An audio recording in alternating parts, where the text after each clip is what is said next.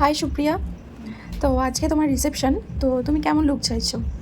আমি এই যে বানের মধ্যে চুলটা হেয়ারটা চাইছি, আর শাড়িটা এরকম হাতের মধ্যে। আচ্ছা ব্যাস, তারপরে তোমার ইচ্ছে একটু। আচ্ছা, আর মেকআপে কোনো ডিমান্ড আছে? Eye makeup? না না, তোমার ইচ্ছে সব। আচ্ছা ঠিক আছে। আজ আমার ব্রাইডের নিজস্ব কোনো ডিমান্ড ছিল না, জিজ্ঞাসা করা মাত্রই বলে দিল যে দিদি তোমার ইচ্ছা, শুধু শাড়ি রেপিং যখন করবে আঁচলটা যেন আমার হাতে বাঁধা থাকে এমন করে দিও। এটা ছিল আমার মে মাসের 3 তারিখের কাজ। তো তোমরা বুঝতেই পারছো এটা একটা রিসেপশন ওয়ার্ক, আর এই গরমের মধ্যেই কিন্তু কাজটা আমি কমপ্লিট করেছি। আর দেখো ফার্স্টে যখন কাজ শুরু করি দেখি ওর পুরো ফেস জুড়ে পশমে ভর্তি। তো ওটাকে ফার্স্ট আমি রিমুভ করে নিচ্ছিলাম। তো অনেকেই তোমরা এটা নিয়ে অনেক রকম কথা বলতেই পারো, কিন্তু এটা আমাদের কাজের মধ্যে পড়ে, এটা আমাদের করতেই হবে, না করলে আমাদের অনেক প্রবলেম হবে। তো তোমরা যারা বিগিনার আছো তারা কিন্তু অবশ্যই ফেশিয়াল হেয়ারগুলো রিমুভ করে তবে কিন্তু মেকআপ স্টার্ট করো, তা না হলে কিন্তু তোমাদের অনেক মুশকিলে পড়তে হবে। দেখো আমি ফেশিয়াল হেয়ার রিমুভ করেছি জাস্ট আপার লিপে, কিন্তু ওর পুরো ফেসে যেহেতু হেয়ার ছিল তো আমি প্রাইমার বা ম্যাজিক ড্রপ যাই ইউজ করি না কেন পুরো একদম দেখো মানে যেমন আমাদের মরা কোষগুলো থাকে না, ঠিক মরা কোষগুলো উঠে গেলে যেমন হয় ওই রকমভাবে ছাল ছাল মতন উঠে যাচ্ছিল।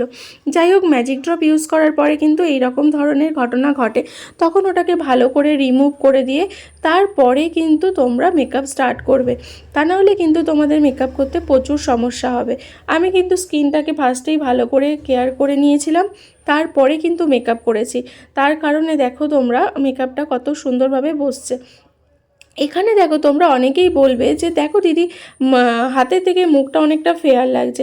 দেখো প্রথমে যখন তোমাদের ফেয়ার লাগে না তখন তোমাদের বলে দিতে হবে যে দিদি আমরা স্কিন টাইপ মানে একদম মেকআপ করব। দেখো এখানে আমি ফেসে কত হেয়ার ছিল সেগুলো আমি তোমাদের দেখিয়ে দিলাম, আর কত ওপেন প্রো ছিল।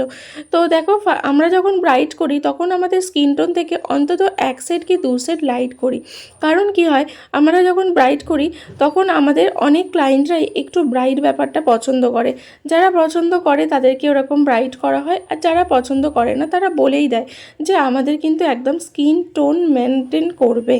তো আমরা কিন্তু ওটা চেষ্টা করি রাখার। আর যখন আমি মেকআপটা করছিলাম তখন কিন্তু ওদের কোনো প্রবলেম হচ্ছিল না, ওরা কিন্তু সম্পূর্ণটাই খুব পছন্দ করেছে। ফার্স্টে আমি বেস রেডি করে দিয়ে তারপরে আমি দেখো একটুখানি তোমাদের দেখিয়ে দিলাম আইব্রো করছি, কারণ আমারও ক্লায়েন্ট বলেছিল যে আমার আইব্রোটা যেমন কালো কুচকুচে তেমন যেন আমার আইব্রোটা লাগে, মানে আইব্রোটা যেন আমার খুব সুন্দর লাগে, বোঝা যায়। আর আমার ক্লায়েন্টের আজকে আইব্রোটা ছিল একদম কালো কুচকুচে। যেহেতু আমার একটু গ্লিটার পছন্দ হয় আর এখানে রিসেপশন ওয়ার্ক, তো আমি একটু গ্লিটার অ্যাড করে দিলাম। তারপরে লাইনার পরিয়ে সুন্দর করে আমি ল্যাশ সেট করে তারপরে মাস্কারা আমি অ্যাড করেছি। অ্যাড করার পরে দেখো আমার ব্রাইডের অতিরিক্ত মানে যেহেতু গরম ছিল আমি খুব ভালো করে পাউডার সেট করেছি, আর অতিরিক্ত যেটা পাউডার ভালো করে ওটাকে আমি ঝেড়ে দিয়েছি।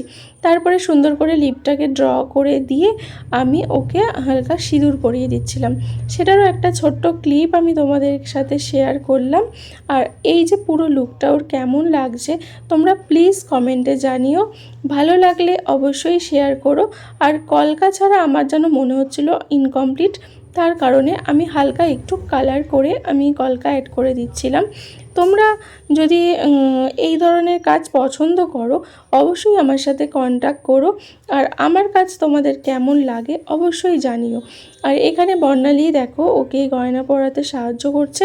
আর ওর এই লুকসটা তোমাদের কেমন লাগলো? ওর তো খুব ভালো লেগেছে, ওর কাছ থেকে একটু শুনে নেব।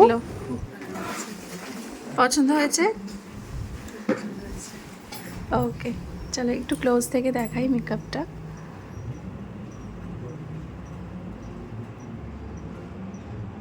চলো, পছন্দ হয়েছে তো? আমার কাজ তোমাদের ভালো লাগলে অবশ্যই আমার সাথে কন্ট্যাক্ট করো। থ্যাংক ইউ, সবাই ভালো থেকো।